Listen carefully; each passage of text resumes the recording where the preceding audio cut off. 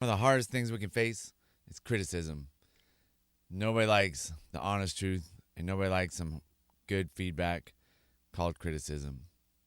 Welcome back to the Marcus Allgood Show.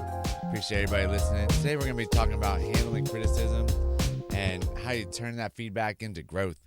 One of the best things you can do is anytime you get any feedback is turn it into growth and learn from it. Criticism is inevitable in life, but your response to it significantly influences your growth and success. Constructively, handling criticism helps you become more resilient, emotionally intelligent, and confident. Rather than allowing criticism to discourage you, learning how to turn feedback into valuable insights creates meaningful opportunities for personal and professional development. Some of the key insights and principles that we're going to talk about. One of them is perspective matters. Criticism is more often about the issue of behavior, not your personal worth. It's something that you're actually doing and not something that is inside you. Growth mindset, viewing criticism as an opportunity for improvement, transforms negativity into valuable insights. Self-awareness, recognizing your own triggers helps you respond thoughtfully rather than defensively. Constructive and destructive criticism, learn to distinguish valuable feedback from unhealthy negativity. One of the hardest things to do is figure out the difference between the two, but once you figure out that the valuable feedback is actually there to help you compared to just somebody just beating you down, telling you how terrible you are. That's not feedback. Like giving you constructive feedback, giving you, a compliment sandwich almost is probably normally some good valuable feedback. Emotional control, managing your initial emotional reaction allows clearer, more productive responses. Do not get overly emotional. One thing you really got to do is when you get some feedback, think about it. Take 30 seconds or so to think about it, maybe even a minute, and then respond back. Like really think about what you're going to say. Think about what the other person said, and then go from there. Don't just fire off. Like as soon as they say, you didn't do this right today, don't just be like, well, I didn't do it.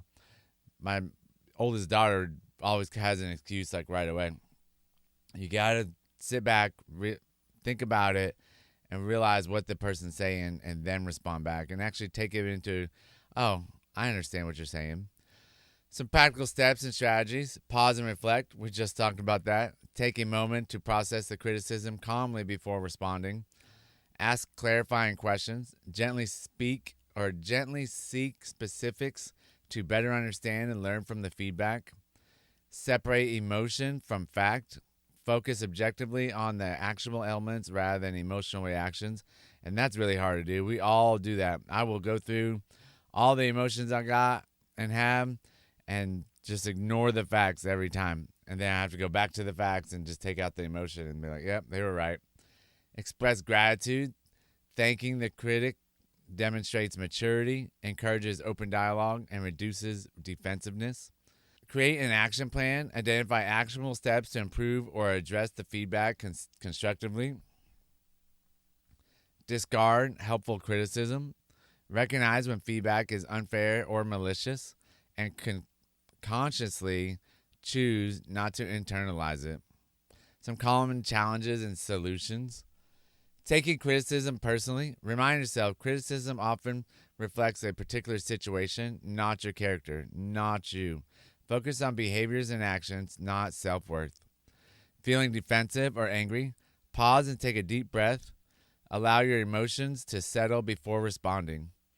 Always think about it before you respond. Fear of judgment or rejection. Recognize criticism as a sign of engagement and a chance to improve, not a personal attack. Overthinking feedback. Distinguish between helpful insights and exaggerated critiques.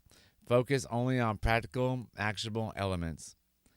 Lack of constructive feedback. If feedback is unclear, respectfully ask the critic for specific examples or suggestions to improve. And there's nothing wrong with that. Always ask. If you're confused, unclear, just go ahead and ask. And if they don't have any examples, you might want to figure out what they're actually talking about. One of the inspirational stories I came across is Brené Brown. She's a renowned author in vulnerability research. Her speeches on YouTube are amazing. Shares how early criticism deeply affected her confidence. When her TED Talk first went viral, she faced harsh online criticism. Initially hurt and defensive, she chose to distinguish between the meaningful insights and random negativity. Brené Brown learned to use criticism to become clearer, stronger, and more compassionate. This openness not only deepened her resilience, but also greatly enhanced her professional growth and impact, demonstrating how criticism can fuel rather than hinder success. Learning to skillfully handle criticism is essential to thriving personally and professionally. By seeking criticism as a tool for growth, you empower yourself to evolve into your strongest, your most authentic self you can be.